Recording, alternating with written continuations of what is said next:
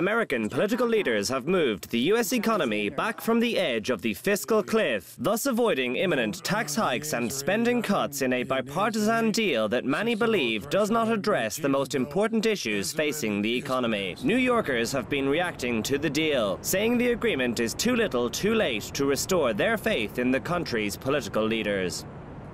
You have no respect for the government right now. You have no respect for the people that you elect. Democrats, Republicans, doesn't matter what you are. At this point, I don't know why people are not just up in arms about it.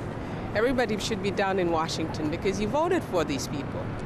In a rare New Year's session at around 2 a.m. local time, senators voted overwhelmingly to raise some taxes on the wealthy while keeping low middle-class tax rates that have been in place for a decade intact. Experts are broadly in agreement that the deal does little to rein in the huge annual budget deficits that have helped push the U.S. national debt to $16.4 trillion.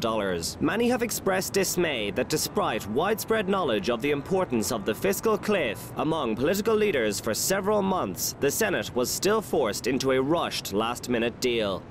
Not really. Not really, because, it was after the fact. They've had plenty of time. I mean, all we've heard for the last many months is the fiscal cliff, and the fact that they wait until after the fact to make a decision. It feels like their partisanship is more important than the taxpayers, which is very frustrating.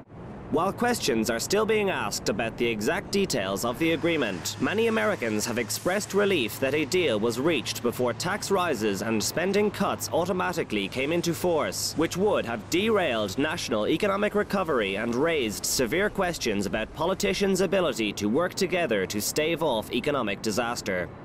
I think it's a good start, but I think there's a lot more work to be done, and I hope that this is a sign of future cooperation and bipartisanship, and it leads to the country coming together for the benefit of all Americans. Less than 2 months after Barack Obama's re-election as president, this latest political debacle shows that congressional Republicans are in no mood to allow the president free rein over America's economic policymaking.